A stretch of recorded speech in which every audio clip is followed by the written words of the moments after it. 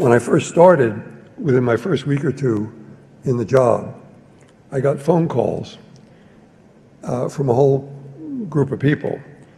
And among those phone calls, the head of the Defense Advanced Research Project Agency in the United States, called DARPA, called and said, look, we're letting the contract to a guy at University of Southern California to coordinate the numbering system of the internet, the IANA.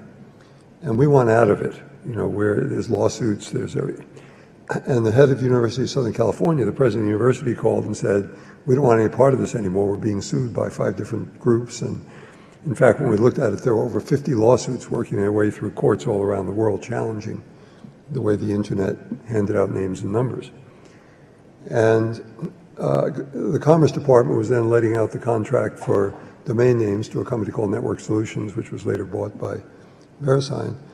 And Network Solutions, the heads of that company, didn't like, nor were they liked by John Postel, who ran out at USC, so they weren't talking to each other.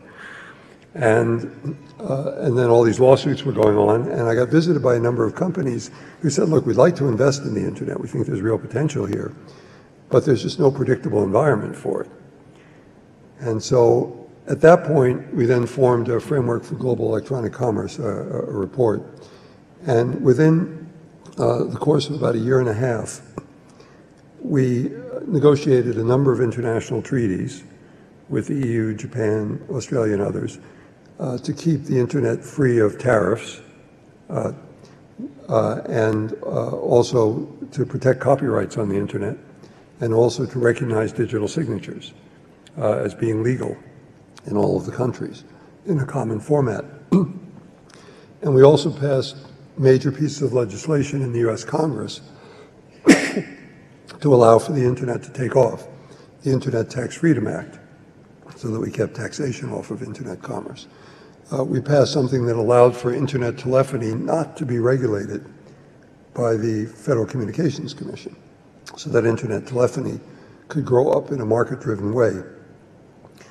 Passed legislation to protect the copyrights and ratify the treaties, and for digital signatures. And it was a time in Washington, I would say, that was as partisan and divisive as the time we have today.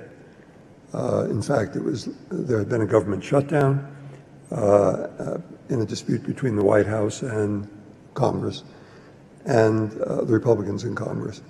And it was leading up to an attempt to actually impeach President Clinton by Republicans in Congress. So it wasn't exactly the friendliest environment. But we managed to keep the internet legislation out of that politics. And every bill we sponsored had leading Republican support as well as Democratic support. Newt Gingrich, who was a leader of the House Republicans, a guy named Chris Cox on the tax committee. In the Senate, Orrin Hatch, who was involved with copyrights, and Spencer Abraham, who was involved with digital signatures and so on.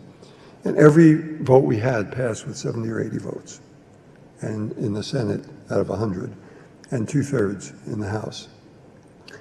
And so we were successful in getting this done, and we kept it under the radar. In fact, we even asked President Clinton not to talk about it in his speeches or in the State of the Union speech, because if he did, we feared that it would become partisan, that people would feel they had to attack it, that he shouldn't take credit for this. It should be something done across the whole government. And it worked. And at that time, we also went through the process to form what eventually became ICANN, because we needed a vehicle that could be global. And remember, at this time, there were more people on the Minitel in France, which was a local French version of connectivity, than there were on the whole internet globally.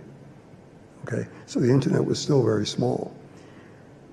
But we felt that there needed to be some market-driven, quickly moving vehicle that could embody the marketplace and the multi-stakeholders in the internet, but be recognized by governments so that legally they could withstand legal challenges to what they were doing. And after a comment process and so on, a year and a half, ICANN was born from that process. And it was a first of its kind organization in the world, where you had a private nonprofit organization recognized by governments, with governments playing an advisory role. Now, we did that because we felt that even though we were supporters of the United Nations overall, that the internet needed to be market-driven, it needed to be bottoms-up, it needed to be democratic, and it needed to move quickly. And even though it may seem to you that the processes that you're going through to make decisions on the transition are slow, the typical decision-making at the International Telecommunication Union takes about 8 to 10 years. So if you're taking a year and a half, that's pretty fast compared to normal global decision-making. And so we felt that the internet would be better driven as a multi-stakeholder model, market-driven, than to have it be a multi-governmental body. And also we felt that governments weren't the only stakeholders here.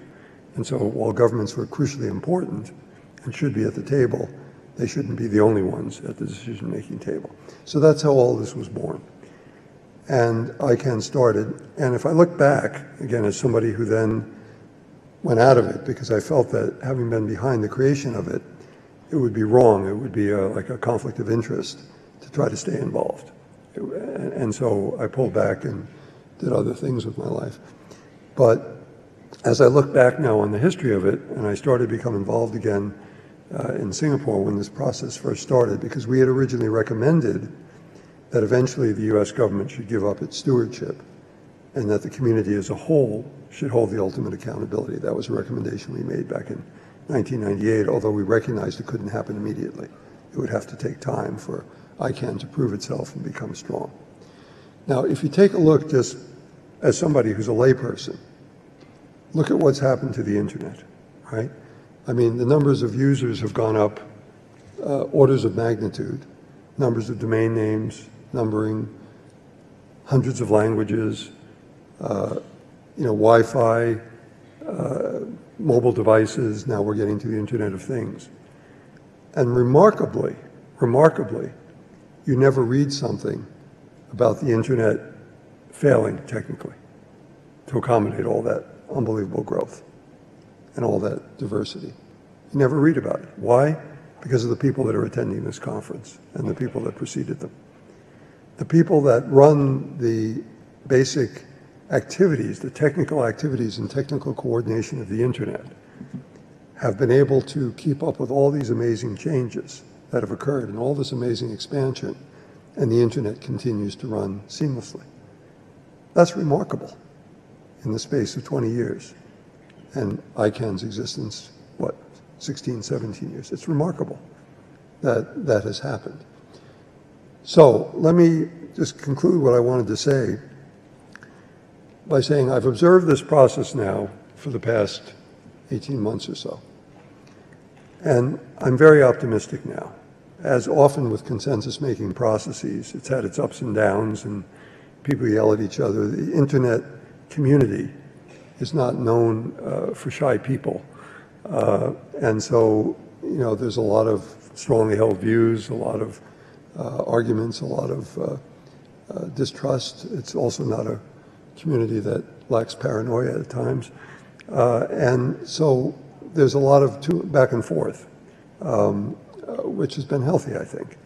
But there has been a bottoms-up process with comments, with lots of people involved. And I think it's 98, 99% of the way there now to achieving a consensus.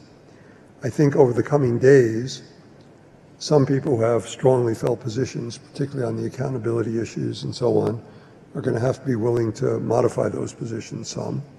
But I think if the history of the consensus process holds, they'll do so. And we'll get a common proposal that I hope will come in a matter of days, but certainly not too much into the future. And then at that point, the community will write up a good cogent document that it can present to the US government to hopefully follow through on the transition. And the gentleman who'll be coming up and later will be coming up to the stage after me will talk a bit about the process from there.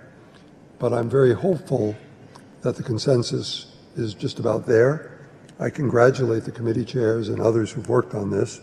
It's been a monumental job to navigate all of this through and get it to this point of almost consensus, and I think they'll finish the job in the coming days, and I'm very optimistic about that. I'm also optimistic. I had a very brief chance to meet with some of the staffs, and I'm also optimistic that there is a bipartisan spirit in the U.S. Congress about this, and I'm hopeful that that it'll avoid the kind of politics that are swirling around, and that this will be able to follow through on its merits. Let me just finish by saying that I think what's happening now is historic. You know, if you look back at the way societies evolved, you know, from going to hunter-gatherer economies to farming and husbandry economies, going to industrial economies, those major transitions in human history going back 8,000 years have all been accompanied by changes in governance, changes by the way societies function. And although there's always 2 steps forward, 1 step back, you see increasing democratization as being evident at each stage. And you see that progress always has some cost to it, but that the technical progress always leads to human progress and human freedoms, increases in human freedom, increases in the ability of people to realize even more human potential. The internet revolution that we're going through now is as fundamental as the Industrial Revolution in remaking human society. And the governance model that you all have been evolving now for the past however many years, 16, 17 years, is going to, I think, form a paradigm for models in the future of how democratic bottoms-up multi-stakeholder processes can coordinate for human good. And so I think the work you're doing now is historic. I'm history, so I'm not going to be involved directly in it, but I congratulate you on the progress you've made, and I urge you to get to that final point of consensus in the coming days and then to follow it through. I think it's tremendous achievement and something you'll always be very proud of. Thank you very much.